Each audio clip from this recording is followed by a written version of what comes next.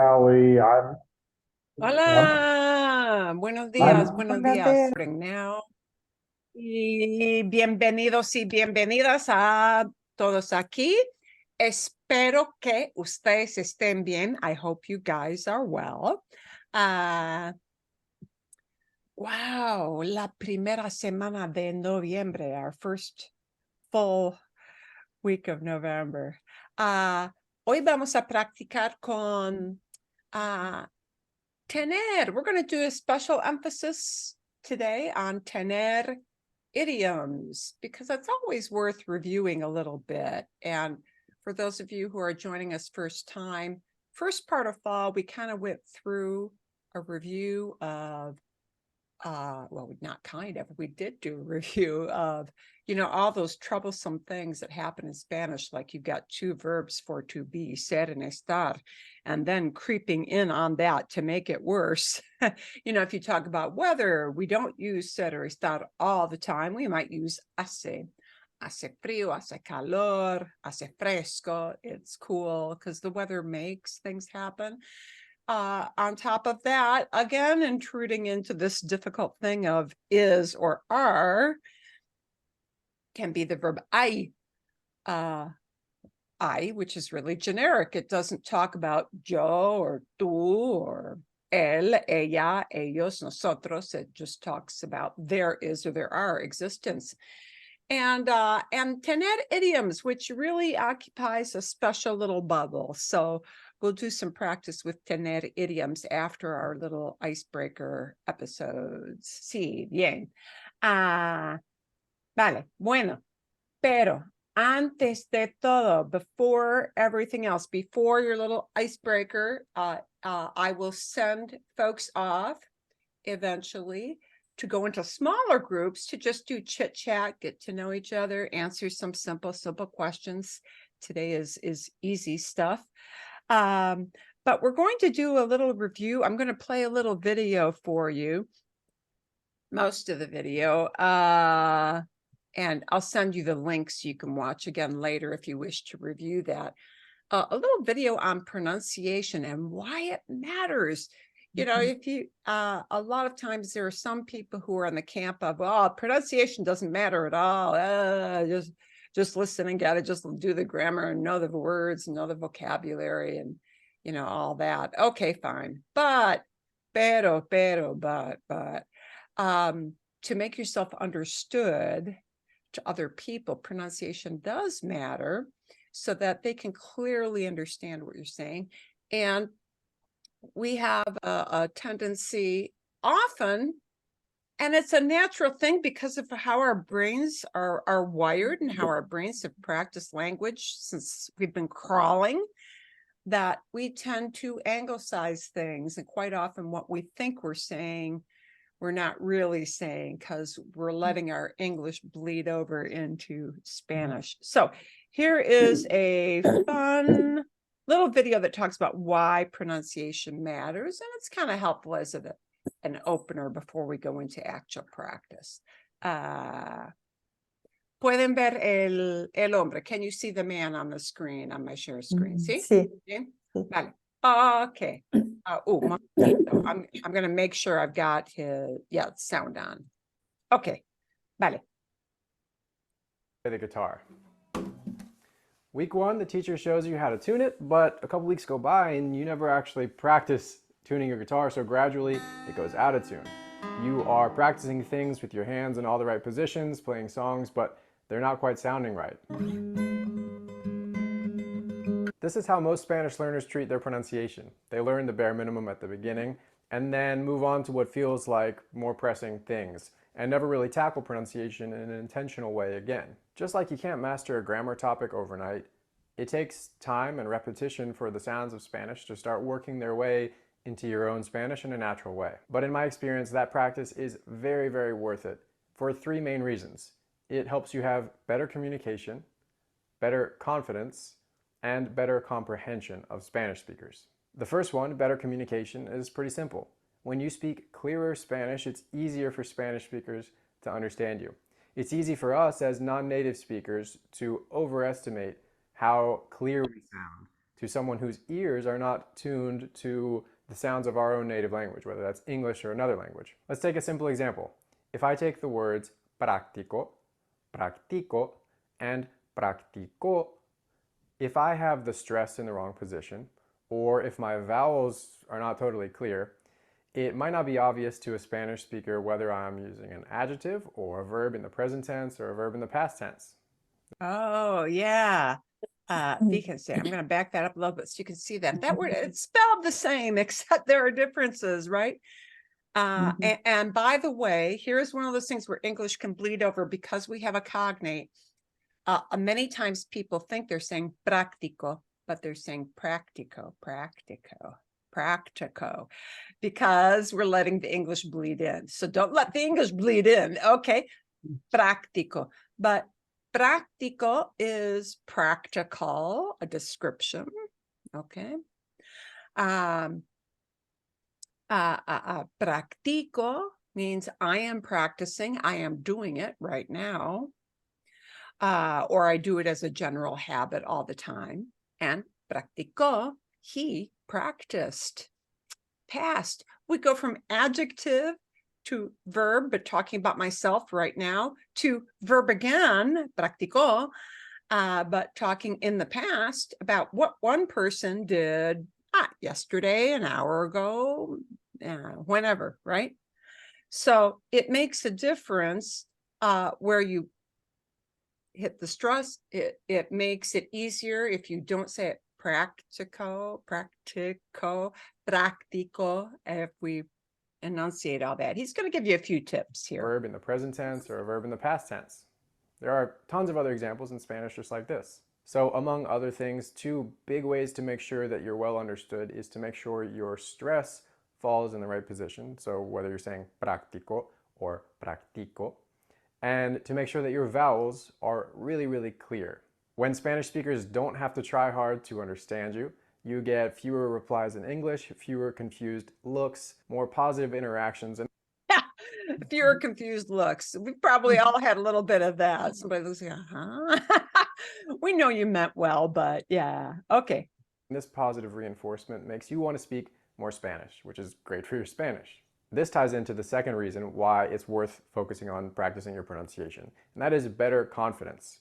When you can look at any word on a menu and know with certainty how to say it, when you're not doubting yourself mid-conversation, when you know that you're well understood, it takes away a lot of the fear and shyness that a lot of people feel around speaking.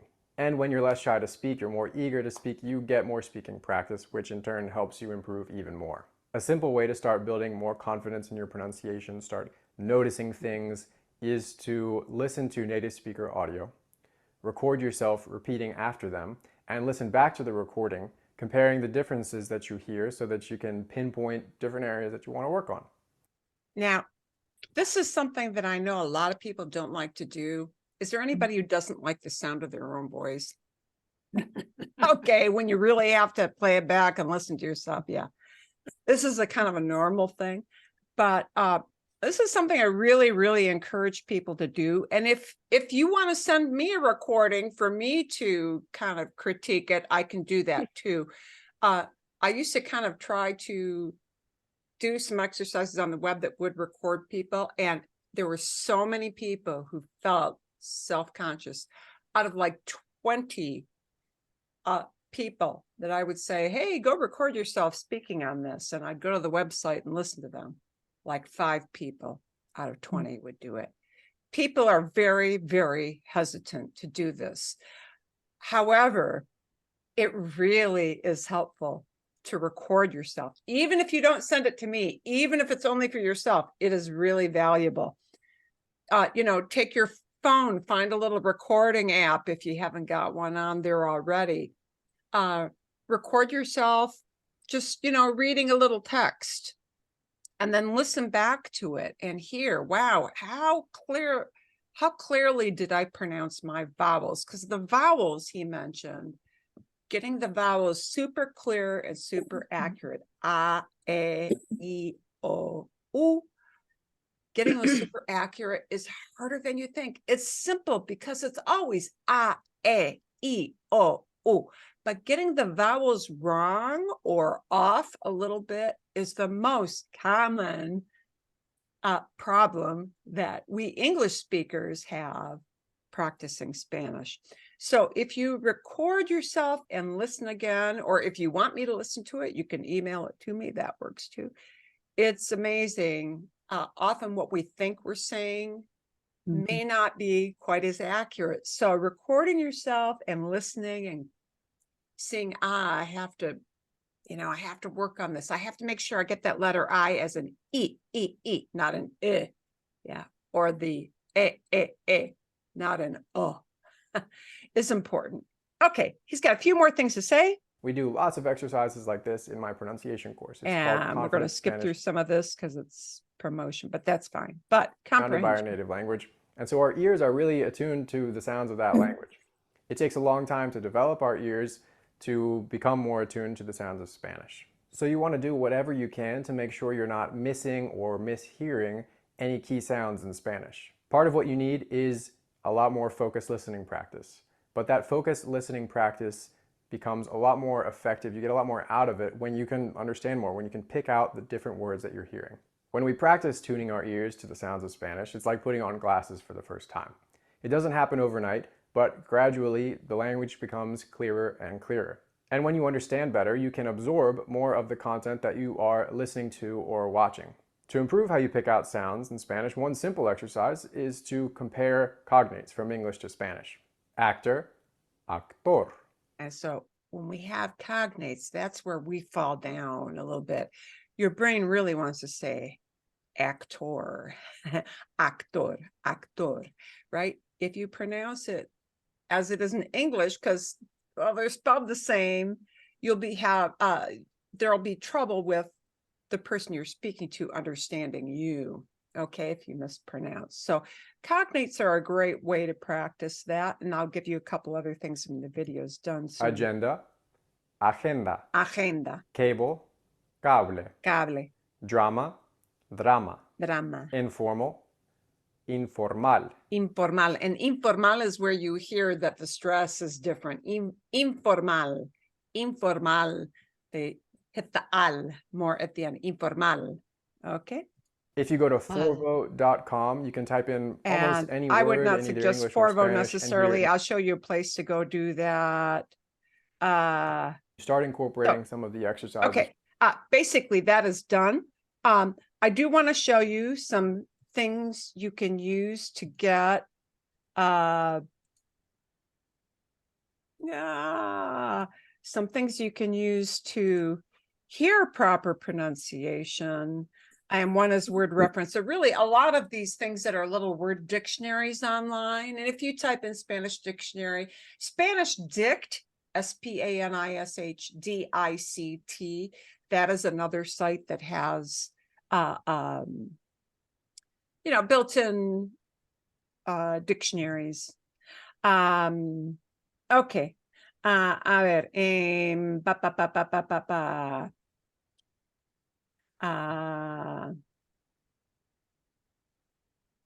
let's type this in.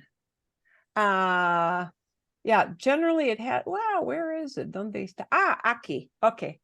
If you don't know how to pronounce this word, por ejemplo, for example, yeah, the word for giraffe, I just picked a random word. And you say, ooh, I don't know what to do with that J, what to do with that J. If you hit the escuchar button, the escuchar, listen button. Jirafa. Jirafa. Jirafa. It'll give you the pronunciation. And Spanish Dict, D-I-C-T, will do the same. It'll have a little listen button or sound button or pronunciation button. They'll call them different things. But you can hear how the word is pronounced. So that's one thing you can do.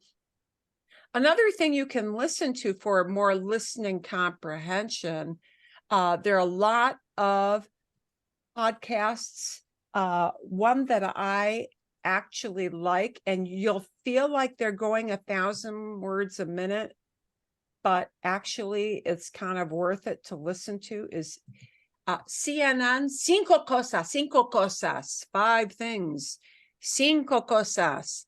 And I'm going to put the title I'm going to put it in here. Can I ask a question? Sí. I mean, well, you know, when you say boss in Spanish, am I saying it right? Jefe? Jefe. Sí, jefe. Oh, okay, that's all. Jefe. Yeah, we're talking about the J, and I just want to be sure. Yeah. The J is super consistent. Yeah. Je. Little more throat action. But, you know, if the best you can do, because you feel self-conscious about the phlegmwad thing, which, you know, that's a thing, jefe is a little bit closer. But if all you can get out is just an English H, jefe, you'll be understood. You'll be Okay. understood. Okay. So I put it in the chat box. CNN cinco cosas, 5 things, meaning they pick 5 things that happened. And you just use that for listening. You know, your 5-7 minutes of listening per day. It is worth it. Even if you don't understand even if you understand every 5th word. And I know we want to understand everything perfectly, but that's not always going to happen. To make sure you're picking up the gist of what is being said is great. And the more you do that, little by little, poco a poco, a little bit every day, you know, gradually you do begin to pick up more and more. So, you know, some resources. So places to go for listening, CNN Cinco Cosas. Duolingo will give you nice little exercises. It's a little frustrating, Duolingo, in that sometimes they don't have explanations of why something is the way it is, if you're the kind of person who wants that. But a lot of people work on Duolingo and then they come into class and say, hey, I got this response and I don't understand what this is about. Can you explain it? And yeah, we kind of have a mini lesson on that. That works too. But that idea of taking your phone, just finding some Spanish text, reading a little bit, recording your own voice and listening to it to see where you can improve your pronunciation is a valid and a good and a worthwhile practice to do. Para que sepan, so you know. Okay. A ver. Bueno. Vale. We're going to do a little icebreaker just for fun exercise. And I'm going to send you off into some smaller rooms to work with other folks. I'm going to show you what we're using. And you'll actually see these on the screen when you get into the smaller breakout room. Smaller breakout room will make it possible for you to speak with a smaller number of people. So you get a little more speaking time in. Romper el hielo. Romper el hielo means breaking the ice, exactly what we use in English, the same term. So these are going to be 4 little easy questions, and I'm going to read each question first. So what I want you to do when I send you into breakout rooms is people take turns. You'll be in a group of like 2 or 3. And we don't want one person in that group doing all the work, all the heavy lifting. We want you to share. We want you to have exchange back and forth. We want you to get to know each other. So here's what's going to happen. We'll have one person take a turn reading the questions, somebody else in the group answer it. Maybe the third person chime in and answer as well. And then switch roles, okay? This is to practice your speaking. It's to get to know each other a little better. It's to be in a small group.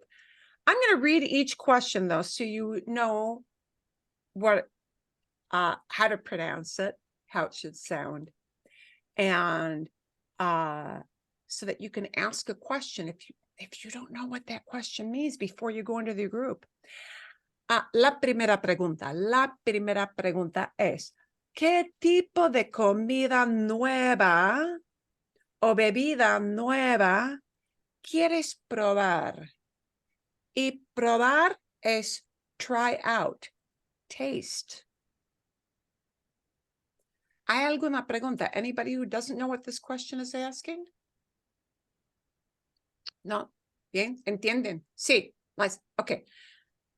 What I kind, think that it's saying, what type of food would you like to try? Food or drink would you like to try? what kind of new food or new drink do you want to try? Sí, Thank you. exacto. Okay. So you're going to be answering for yourself. ¿Ya? ¿Quieres probar? Do you want to try? Bueno, pregunta número 2. ¿Cuándo vas a tener invitados de otros estados a Arizona? ¿Cuándo vas a tener? When are you going to have invitados, guests, invited ones? Yeah? From other states, de otros estados a Arizona. Bien. Ok, vale. La tercera pregunta.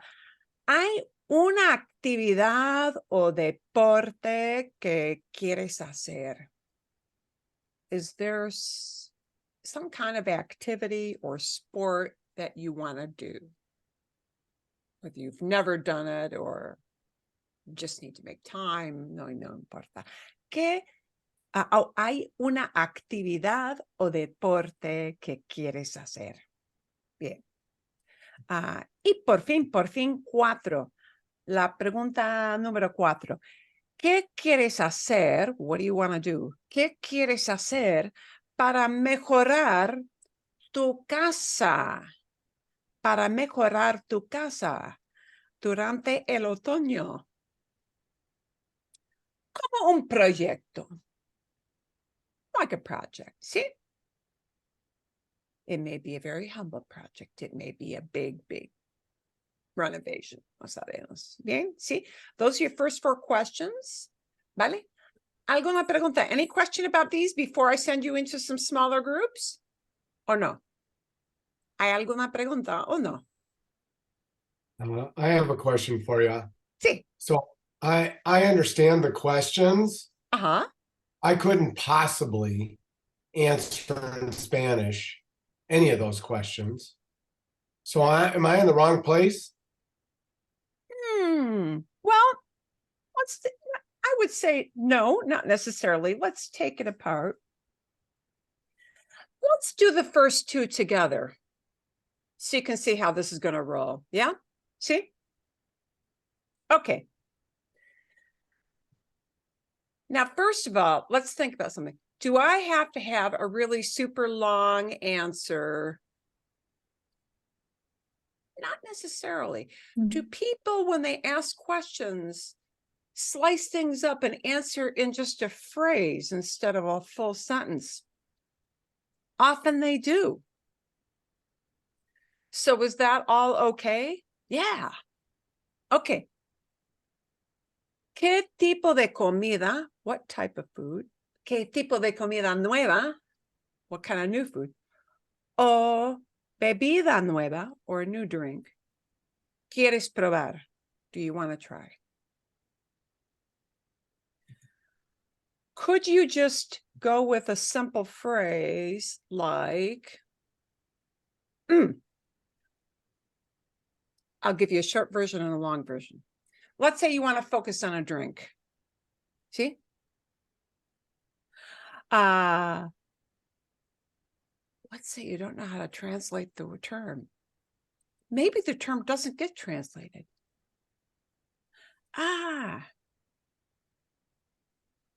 Un Moscow mule.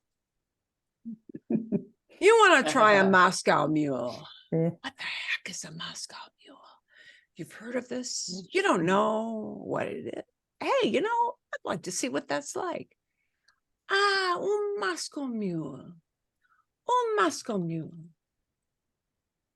Quiero un Moscow mule. Bien? Is that okay to answer that way? Sí. That's going to maybe be a drink that you don't know how to translate. And I'm not even sure it gets a translation. It might just be Moscow mule. I'll have to, out of curiosity, I'm going to have to look for that. See?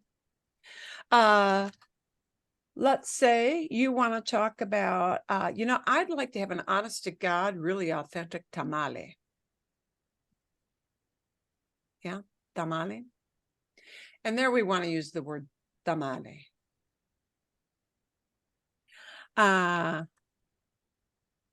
Quiero, and you might add probar, as in that try out word. Quiero probar un tamale. Quiero un tamale. Quiero probar un tamale. Okay? Does that make a little more sense? Yeah, it's not that I don't understand the exercise, it's that I don't have the vocabulary. There you go. And it might work to just and you may want to listen a little more this time to kind of get your feet wet and jump in a bit. As long as that's all right with everybody else, because I don't want, everybody else to carry the water. No, that's okay. No, everybody is very, very chill about this here. Let's try out número dos, ¿sí? ¿Cuándo vas a tener? When are you going to have? Sí, ¿cuándo? When? So we're asking for something related to time. ¿Cuándo vas a tener invitados? When are you going to have guests? And the other part is just where I'm telling, like, not guests like the guy next door, but somebody from out of state, right? De otros estados.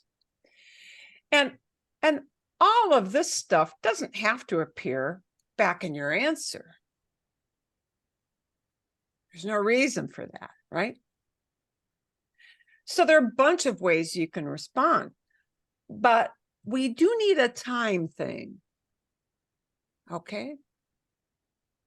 ¿Cuándo vas a tener invitados? You can have a really short response, just talking about that cuándo, answering that cuándo part. And you might say, en diciembre.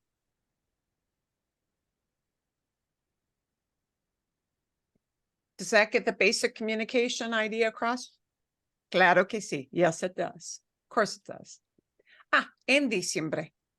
In December. Okay. En enero. Somebody might get fancier and say, la segunda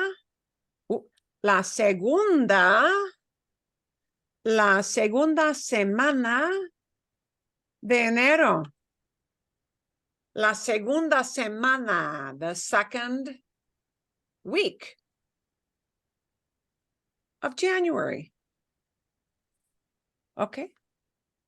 Somebody might get very fancy and answer, voy a tener invitados en noviembre. I'm going to have guests in November. And do a full sentence. That's fine.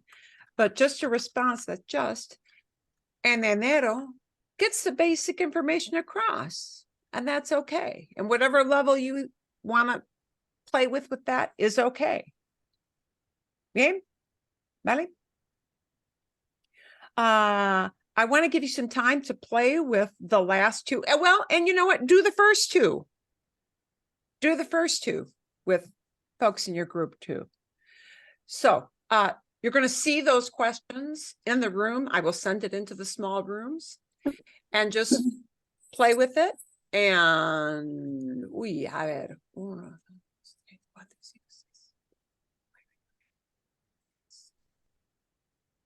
6.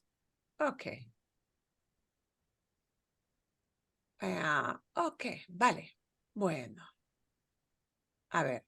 I'm going to open the rooms. You'll see a little join button.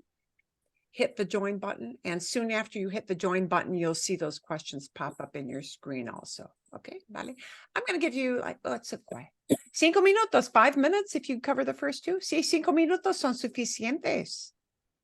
5 minutos son suficientes, sí. ¿No? Sí, bien. Okay, vale. Bueno, you should see a join button.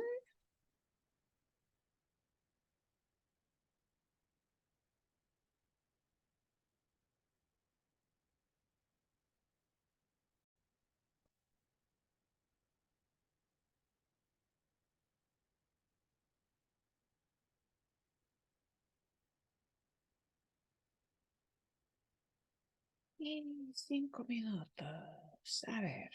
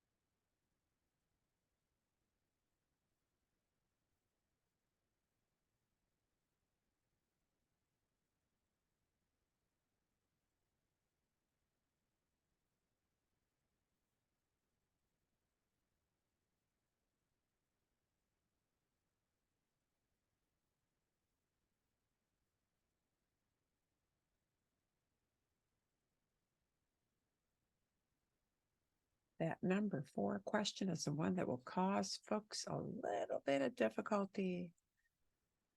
What do you want to do to improve your house?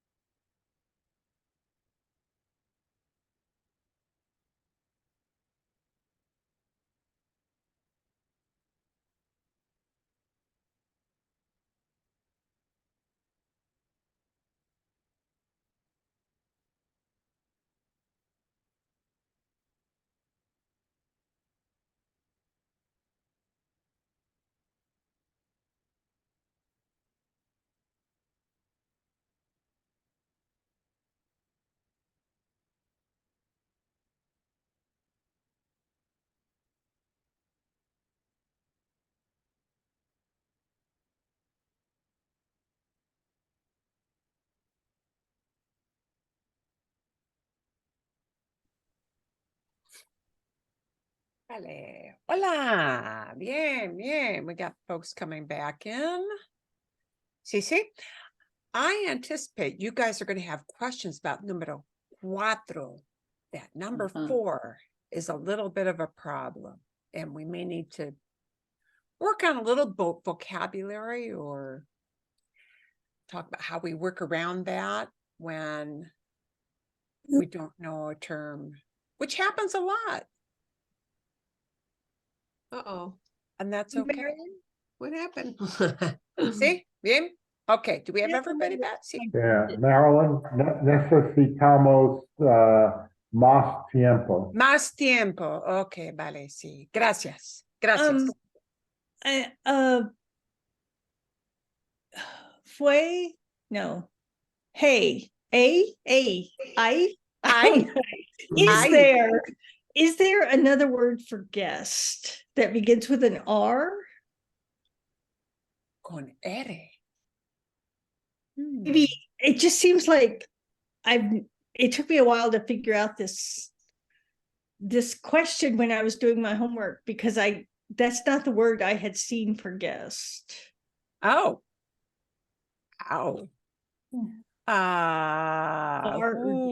Creo que no. Sometimes you hear the word huésped, which is a harder word to remember because it's got a funky spelling too, but invitado, everybody gets. Invitado. Okay. Invitado es lo más común. Lo más común. That's really the most common thing. See? Bien? Okay, thank you. De nada. Okay. Let's take a quick look, because I think number 4 might have caused the most consternation. Yeah. Sometimes we don't know, and so we'll talk a little bit about how to get around that when you don't know a word. And sometimes it's just aquí. Bien, momentito. Sí. Bien. Let's see what kind of examples you have for número 3, ¿sí? Hay una actividad o deporte. So we use this time after small group to see where you have questions, where you didn't have vocabulary you needed, what we can plug in to make that sound a little bit better. Okay. En número 3, ¿sí? Hay una actividad o deporte que quieres hacer. Does anybody want to share an idea they had from that? Didn't quite get that far. Okay, I need to give you more time then. See?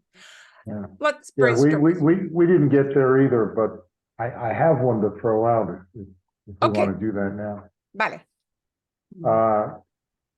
Quiero volver a jugar golf cuando mis rodillas están mejor. Rodillas. Rodillas. Exacto. ¿Quieres practicar o volver, come back to, volver a jugar golf? ¿Sí? Cuando las rodillas están mejores, when the knees are better. Cuando las rodillas mejoren, when they may get better. Cuando estén mejores, because we don't know when those knees are going to get better exactly, yeah? Cuando estén mejores, when they are better. Okay, vale, muy bien. Otra idea, another idea from that. Bueno, Lori. Me gusta jugando golf y un juego de cartas llamada Tens. Bien, sí. Okay, me gusta jugar. Remember, after gusta, we use an infinitive, see?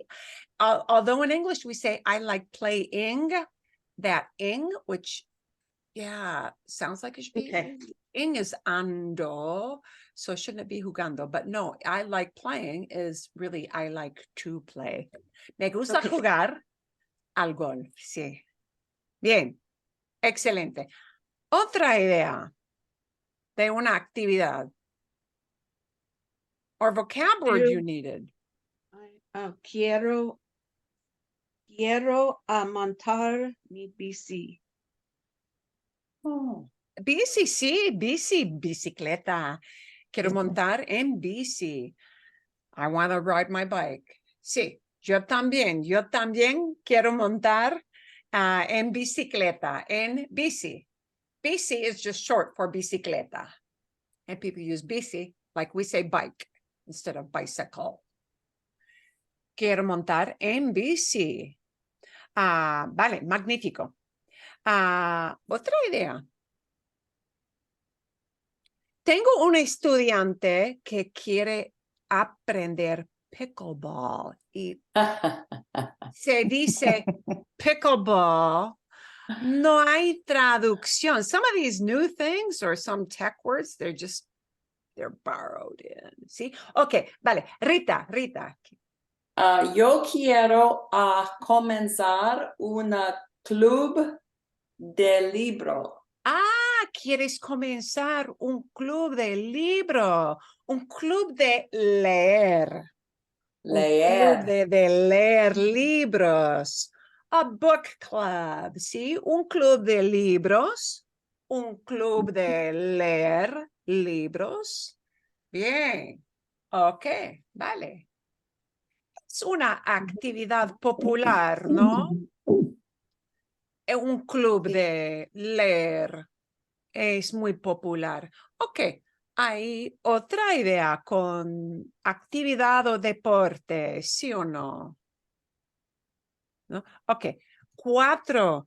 This one I think was a little bit tough. What do you want to do around the house? You know what? For me, it's always super modest. Mi casa es, ay, qué lío, what a mess. Me alegro de que ustedes no puedan ver. I am so glad you cannot see the inside of my house right now. Okay, ¿qué quieres hacer? ¿Qué quieres hacer? ¿Qué quieres hacer? Do we need to include this when we answer? Not necessarily. There are a lot of ways you can mix this up. If you want to keep it to the absolute shortest, ¿qué quieres? Organizar mi casa. Organizar mi casa. Sucia. Organizing my dirty house. Sucia. Okay. You can make it as simple as that. And will you be understood? Yes. Okay. If we want to get a little more sophisticated. Necesito. ¿Qué es necesito? Necesito es para yo. Necesito, I need. Okay. Or, let's preview because we're going to have this soon. Tengo que. I have to. And that little phrase to talk about obligation. Necesito talks about obligation. Tengo que also talks about obligation. ¿Cuál es la diferencia? What's the difference? It's just wording like we do in English. I need to versus I have to. They both talk about obligation. They're different ways of expressing something that must be done. Tengo que organizar mi casa. Tengo que organizar mi casa. Okay. Let's say we want to make it something a little more lofty. Tengo que botar, or maybe you could use the word echar. Botar es esto, botar. ¿Sí? Botar. Throw out. Throw out. Toss out. Tengo que botar o tengo que echar, those are equivalent phrases. Tengo que botar a cosas viejas. Old things. ¿Sí? Tengo que botar cosas viejas. Tengo que botar cosas que yo no uso. I need to throw out things that I don't use. ¿Sí? Bien? Okay. Now, you could get even loftier because you're an ambitious person, more so than I am. Tengo que pintar. Tengo que pintar la cocina. I've got to paint the kitchen. Okay. So all those things might answer that question. What do you want to do to improve your house? It might be simple. It might be big project. It can be anything in between. You can shorten it a little bit and not use the full sentence and still be understood in a lot of cases, because in English too, often we answer with phrases, right? ¿Qué quieres hacer para mejorar tu casa? Tengo que pintar. Or just pintar la cocina. Paint the kitchen. Okay? And if that's what you need to do to start out, to feel more comfortable, that works. Hay otra idea aquí con número 4. Anything you wanted to ask about with number 4 or? ¿Alguna palabra de vocabulario? Any vocab word you want to know about? No? Nada. Okay. Vale. Bueno. Let's preview some of our next questions, and I'll make sure I bake in more time. Gracias. Always feel free to give me that feedback. Let's preview the questions first so we know what they are. Okay. ¿Qué tiene ganas de comer? And this tienes ganas de is a feel like phrase. This is another one of the things I'm going to preview for tener idioms. Do you feel like? Right? And there is no word in that tienes ganas de that means feel. No, it's just the combination of words that they use to say feel like, meaning you have a desire to do something. Okay. ¿Qué tienes ganas de comer? See?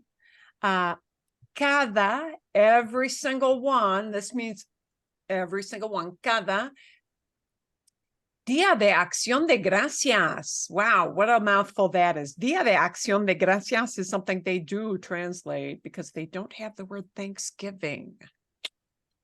That's what I said to my wife. I said that's a long haul for Thanksgiving.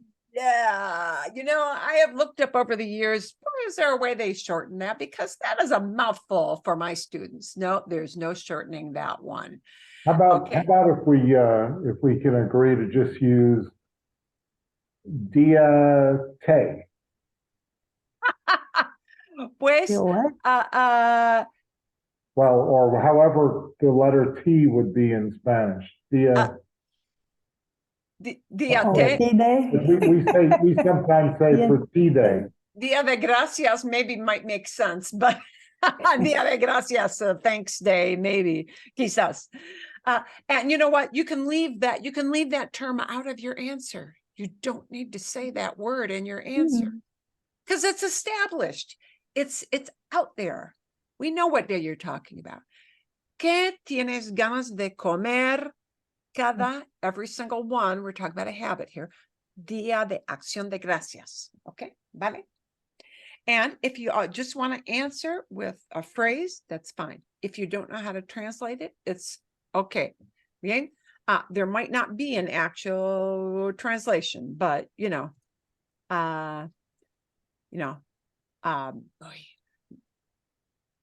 Marshmallow casserole probably doesn't have a real good, nice, neat translation, but okay. What do you feel like is the point? And this is a preview again of those tener idioms. To feel like is expressed with tienes ganas de. And when you answer it, it becomes tengo ganas de. Tengo, okay? You switch it to a yo form to answer it. Tengo ganas de comer. And boom, boom, boom, you name the food, right? See? ¿Quién? Who? Who is that word quién? ¿Quién visita tu casa? Who does what? Visits. Who visits your house? ¿Quién visita tu casa para el Día de Acción de Gracias?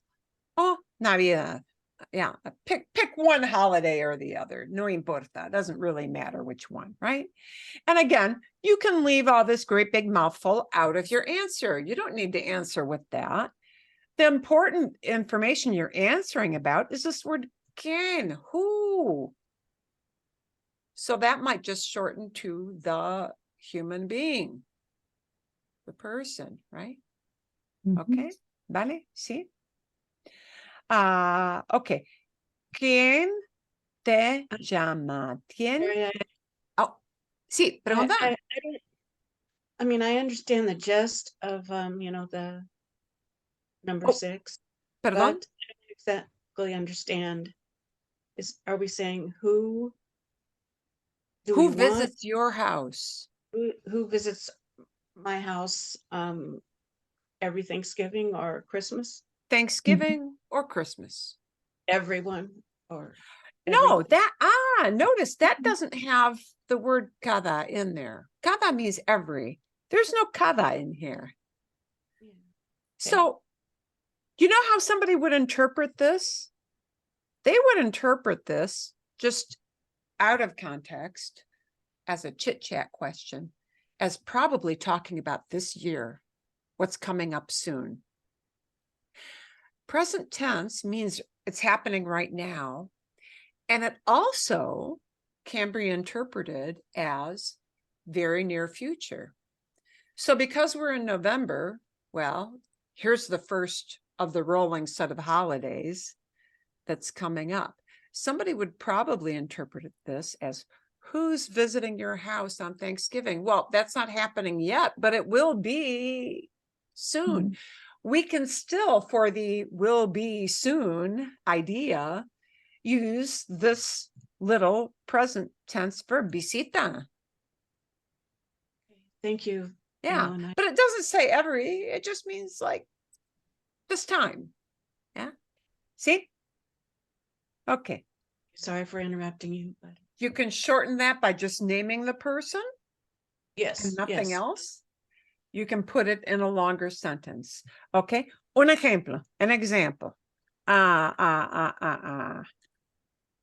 Mis cuñados. My brother and sister-in-law. You talk about both of them together. I just make it masculine and I make it plural. Mis cuñados visitan. Mis cuñados visitan. Boom. That's enough. You could even say mis cuñados, and that's enough. Basta. It's enough. Yeah. See? Mis cuñados visitan. Mi mejor amigo visita. Mi mejor amigo visita. My best friend is visiting. Meaning it's going to happen soon. Those are little examples of what you might do. Okay. Siete aquí, siete. ¿Quién? Again, we've got a quién, a who. So we're looking for a human being to talk about when we answer this question. ¿Quién? Who? ¿Quién te llama? ¿Quién te llama? Who calls you? Yeah. Llama is conjugated for one person does this action. You're going to name that one person. ¿Quién llama? The te is talking about who calls you. The te means they're doing that call to you. Yeah. You're on the receiving end. ¿Quién te llama por teléfono cada semana? Who calls you on the phone, por teléfono, on the phone? ¿Sí? Cada semana, every week. Okay. Okay. Vale. You might just name the person. Mi hermana. You might say, I want to be fancy. I want to add a verb. Mi hermana llama. Mi hermana llama por teléfono. See? You might want to get even fancier and you might want to say, my sister calls me. And uh-oh, something has to happen from the question here to the answer. I can't plug that word te into the answer because that would be confusing. Who calls you? Somebody calls me. And that me receiving the action is going to become the word me. So if you want to get really fancy, mi hermana me llama. Mi hermana me llama. Bien? Mi hermana me llama. That's a fancier, higher level answer, but this answer of just that phrase will get you by with the basic information for giving, the info, the feedback to answer that question. See? Bien? Okay. Y por fin. ¿A dónde vas? ¿A dónde vas? Where do you go? ¿A dónde vas? So, ¿a dónde? Is asking where. We need a response that talks about a place. What's the key? If I want to answer in a short phrase with not a full sentence, I need something talking about a place. That's the key kernel in that question. I need to answer about a place. ¿A dónde vas para relajarte? Where do you go to relax? En tu tiempo libre means in your free time.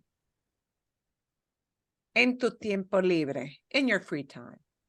When you don't have to work, okay? Where do you go to relax?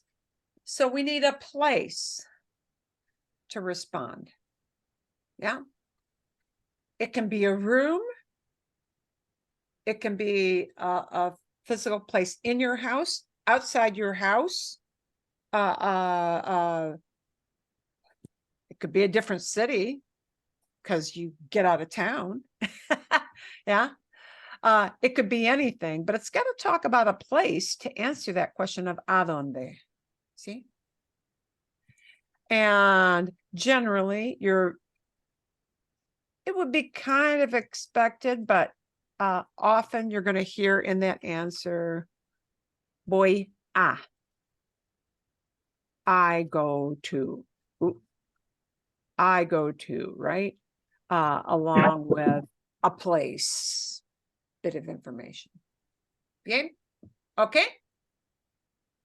Vale. Bueno. Okay. I'm going to give you more time. Plug in more time. ¿Sí? Bien? A ver. Vale. Breakout rooms. Okay. Hit your join button. You'll see those questions in the breakout room shortly.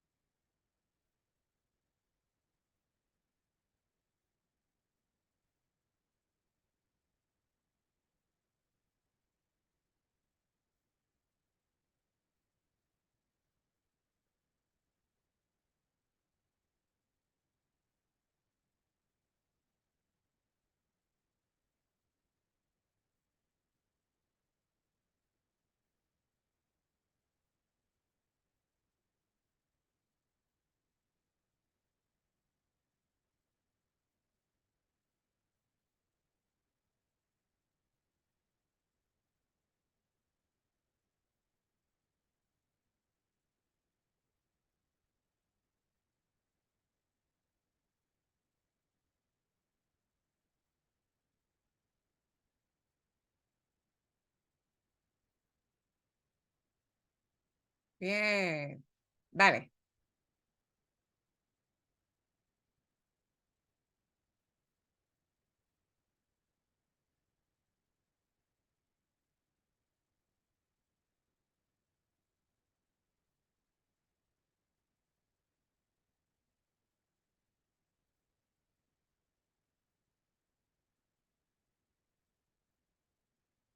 Ok.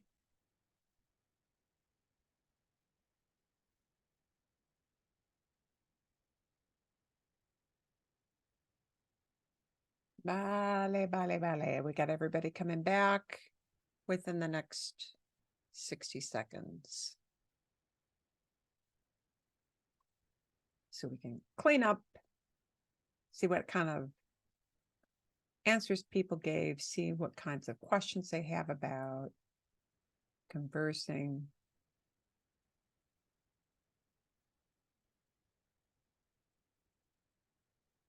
Y todo eso, todo eso. Aquí vienen todos. Here comes everybody back.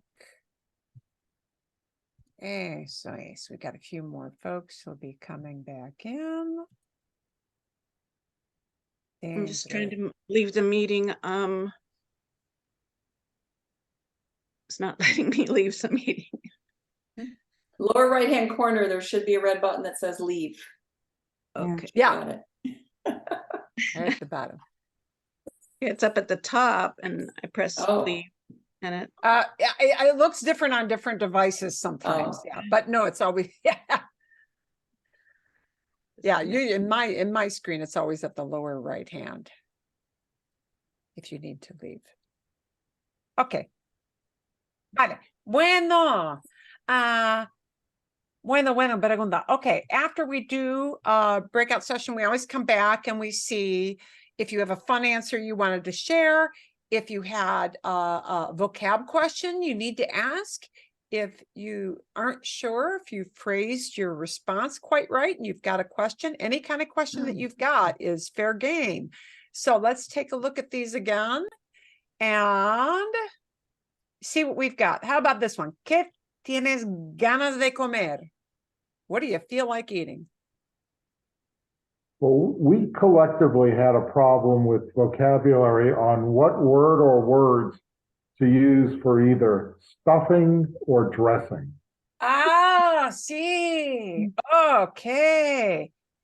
Qué buena pregunta. Qué buena pregunta. You know when you order a chile relleno? Chile relleno means stuffed. That's all that means. It means refilled. Refilled, meaning you're putting stuff in the middle of it. Chile relleno, see? Sometimes some foods don't have a direct translation, but this one, the most common term to use for stuffing is relleno. Relleno, which literally means refilled. Bien?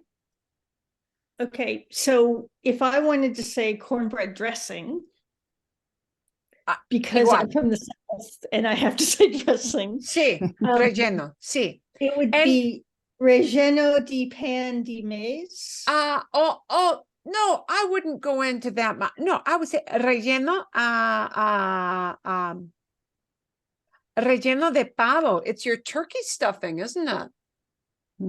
See? No turkey. Relleno de pavo. You know, if you don't, well, relleno de pan, putting the word pan, bread in there wouldn't make a lot. Well, you could. Relleno It's de pan. cornbread though. Yeah, de pan de maíz, de pan de maíz. Okay, bien. That works. Sí, eso sí. But Relleno de pan de maíz. But I mean, and that's just me trying to be overly specific. But if I'm just talking to someone, then I could just say relleno. El relleno es mi favorito. Sí, okay. Relleno is my favorite. El relleno es mi favorito. So Vale. I was just trying to be too difficult and No. Mark was correct. Está bien. No, that's okay. If you want to be specific, you absolutely can be. Sí, está bien. It's all good. Somos flexibles. We're flexible. Okay. Vale, sí. En mi familia, el favorito es el pastel de calabaza.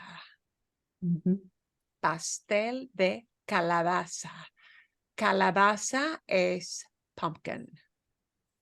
Calabaza. Calabaza. Entonces, en mi familia, ¿sí? El favorito es el pastel de calabaza. Oye, a ver. Calabaza. Calabaza es pumpkin. ¿Sí? El pastel de calabaza. And that has to be expressed not as pumpkin pie, two nouns together, but pie of pumpkin.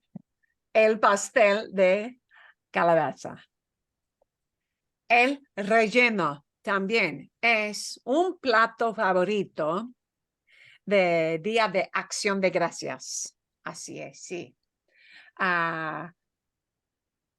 Bueno, para otras personas, sí, el pavo. El pavo es el favorito. Bien, sí. Some people, turkey itself is the favorite. Sí, así es. Bien, el pavo. Bien. Y pavo es una carne popular en México también. ¿Sí? En las Américas. América del Norte, América del Sur, el pavo, turkey, es una carne popular. ¿Sí? A ver. Bueno. ¿Quién visita? ¿Quién visita? ¿Quién visita a tu casa? Who visits your house? A veces mis amigos de Canadá vienen a mi casa.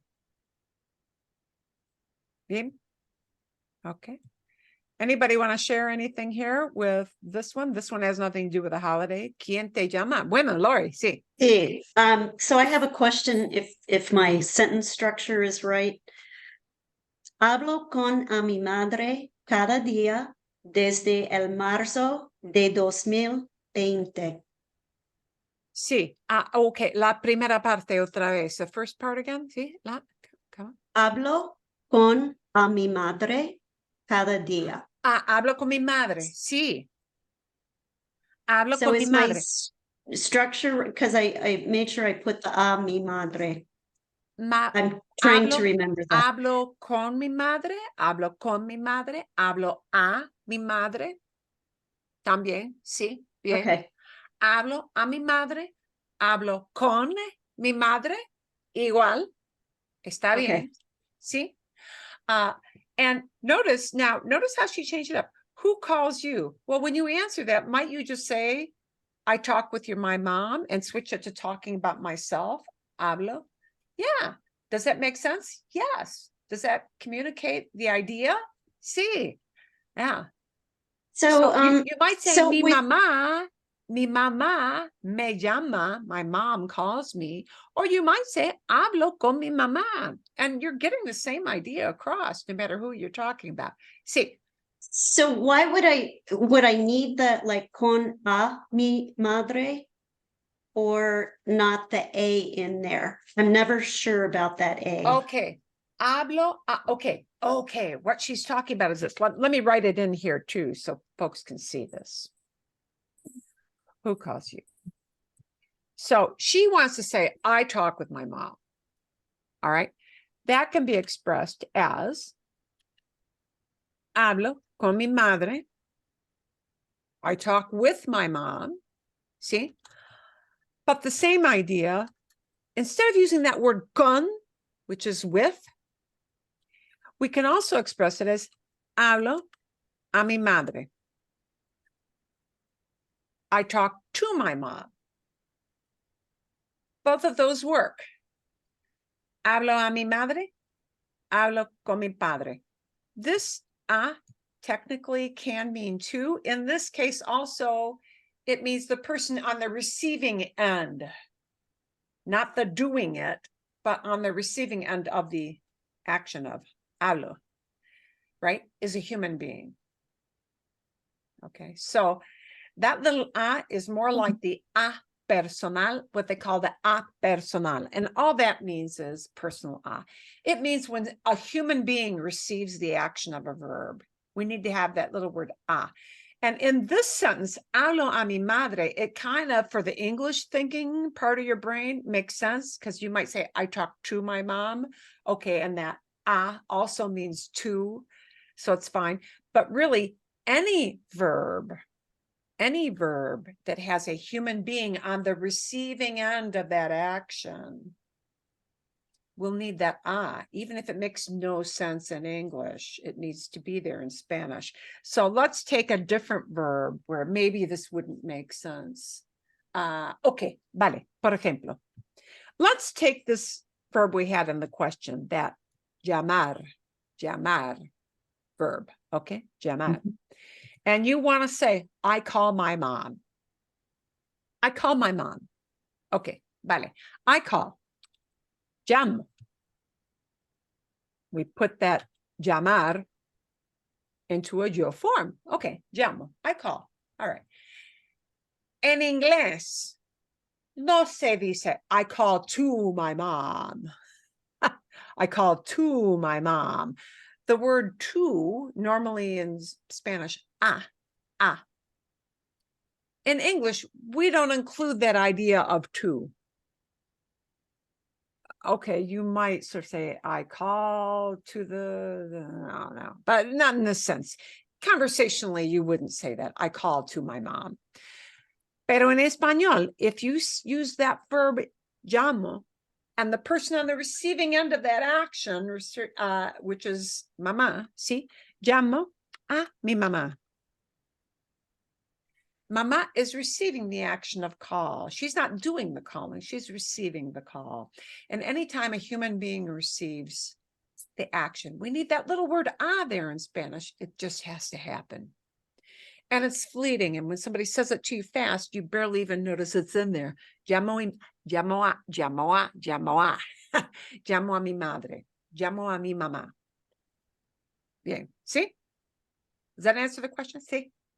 Sí. Bien. Okay, vale.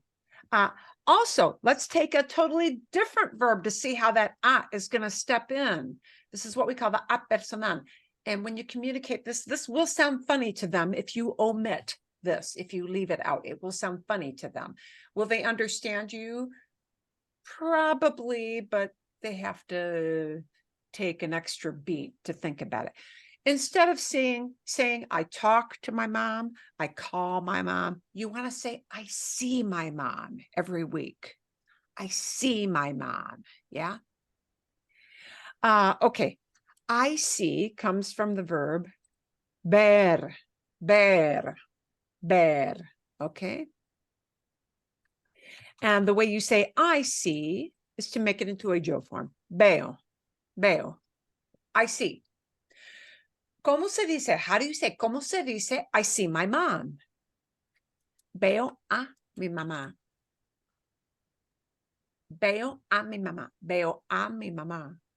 You would never in English say, I see to my mom. So even though that word a does mean to, to, in this case, it doesn't translate that way. It just needs to be there because a human being is receiving that action of ver. Okay, veo. Veo a mi mamá. Veo a mi amigo. Veo a mi vecino. Even if you say, I see my dog. Your dog is not a person, but he is a member of your family in Spanish. So, veo a mi perrito. I see my little doggy. I don't see my dog. Did he run out of the house? No veo a mi perrito. Bien, ¿ok? Vale. Bueno. Excelente. Buenas preguntas. Good questions. Okay, aquí vamos a compartir. We're going to share here. Any ideas of how we answered with this last one? Sí. ¿A dónde vas? Where do you- Alan, oh, sí. before jumping to the last one, I had a Sí, sí. quick kind of a conjugation question. So Okay. number 7, I was trying to say that friends in Houston call me. And so would it be, blah, blah, blah, me llaman, because the friends are plural, or? If the friends are Yeah. calling you, if more than one person is calling you, like it's your in-laws, it's your neighbors, yeah, llaman. But it'll be Say that again, llaman. llaman, na, con N, ¿sí? Okay, voy a escribirlo. I'll write it up in here. Por ejemplo, mis suegros, my mother and father-in-law, my in-laws, my not the brother-in-law, but my other in-laws, mother and father-in-law. Mis suegros. Here comes who's receiving the action. The word me. Llaman. Mis suegros me llaman. My in-laws, they call me. Now, I can leave out the word me, and you get the basic communication across. Mis suegros, my in-laws, llaman. They pick up the phone. Mis suegros llaman.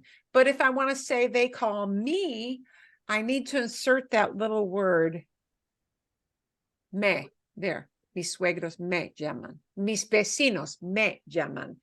But this verb has to match up in the form and the conjugation with the person doing the action. And I'm not the one doing the calling. It's a group of people who are the ones doing the calling. See? Mis amigos de Houston me llaman. Mis vecinos me llaman. ¿Sí?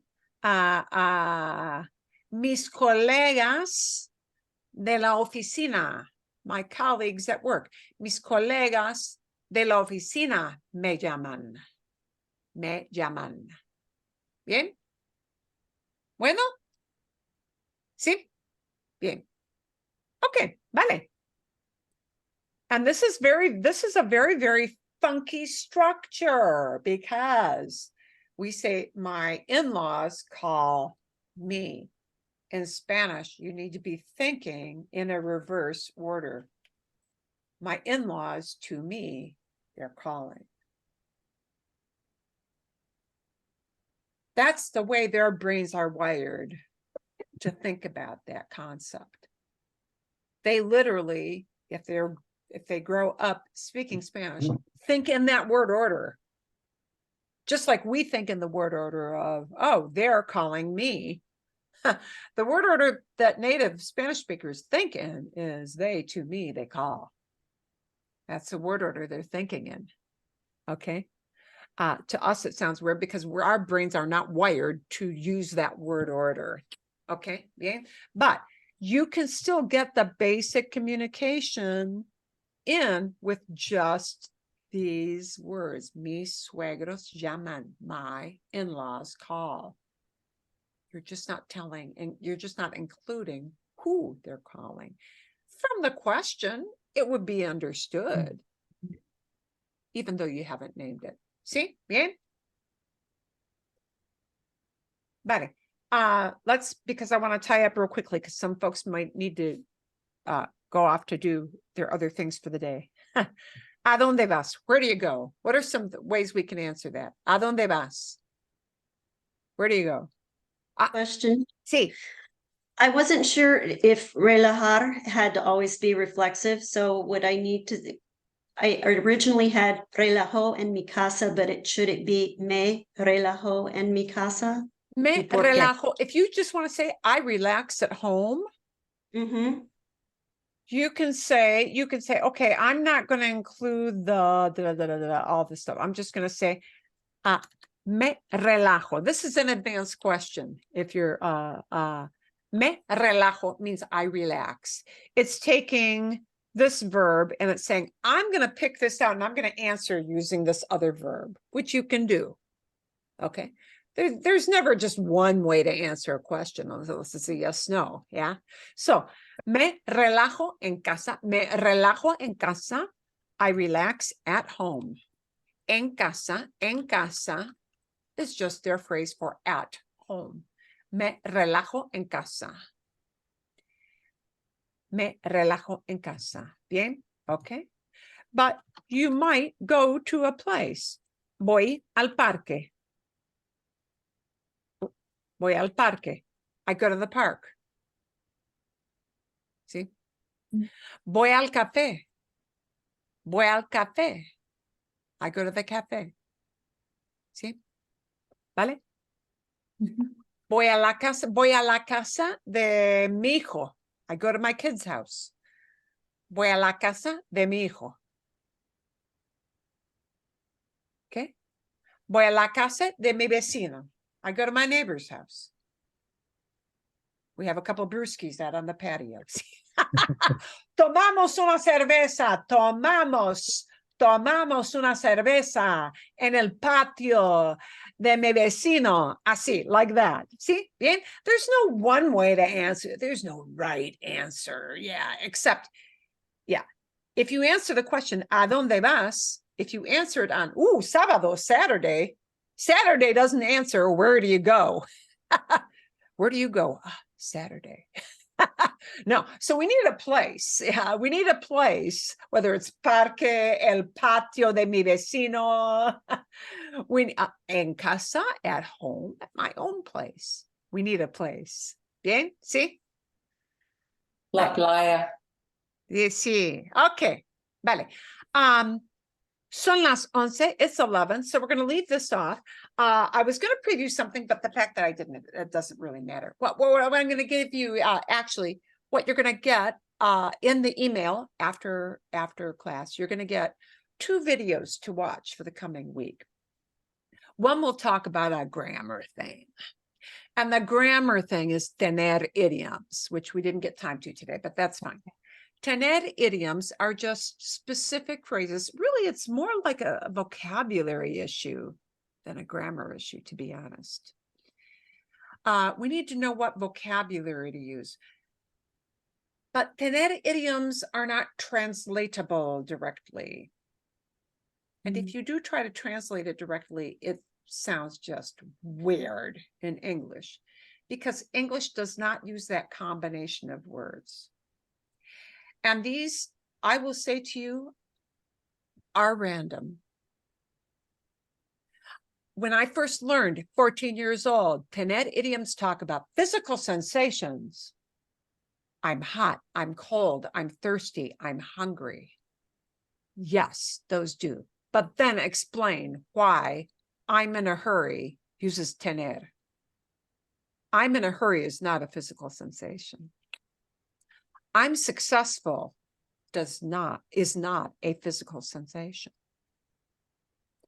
I have to, meaning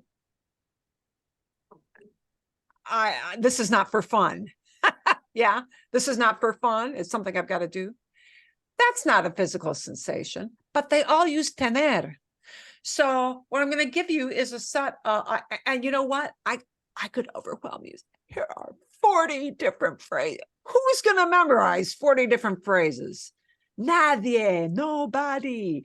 But what you do out of the list you're going to see, you're going to say, oh, here are things I typically would use to chit-chat with people. And try to work those. So you're going to get a video about tener idioms. All you need to know is they're not translatable, but these are phrases that in Spanish, we use the verb tener, which means have. And in English, if you try to translate that, it makes no sense to say, I have 60 years. We don't say it that way, but they do.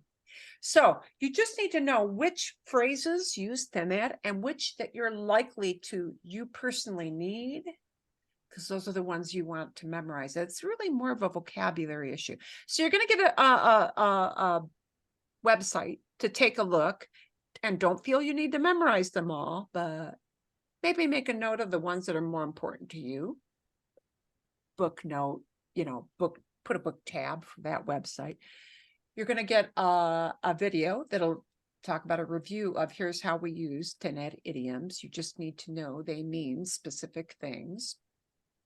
And then you're going to get a listening video that's just for fun, not about grammar. And it's going to be about that first question you have. What kind of new thing would you like to try? It's going to be a blindfold test. And you're going to see how it's a taste test. And it's going to be a blindfolded taste test for fun. And they're going to talk about trying out different drinks. And can you guess what the drink is? So you're going to hear some banter back and forth. It's very playful, where she's not going to answer necessarily using full sentences all the time. Yeah. She's going to be guessing what certain drinks are in a blindfold taste test, just for fun. When you watch the video, turn on the subtitles. There's a little CC box at the bottom of YouTube that click on that and click on that, and then click on the little gear to make sure they give you the Spanish subtitles. Okay. And that'll help you. And any questions you have about the video, come back and ask about that next week. Okay. Sí, está bien? And we're going to play around with those tener idioms next week and do some speaking prompts using tener idioms. ¿Sí? ¿Bien? Bien. Vale. Vale. Bueno, so we're going to use those like you use these kind of random questions, but it'll be more specifically geared our questions next week towards tener idioms so that you practice them. They feel a little more natural. ¿Sí? ¿Todo bien? Todo bien. Magnífico. Bueno, entonces, sí, espero que ustedes tienen una buena semana. I hope you all have a good week. Vamos así, es solamente lunes. Espero que ustedes tengan, I hope you guys have, espero que ustedes pasen una buena semana, ¿sí? Y nos vemos el lunes. Y tú también. Adiós. Muchas Adiós. gracias. Muchísimas gracias. Excelente. Adiós.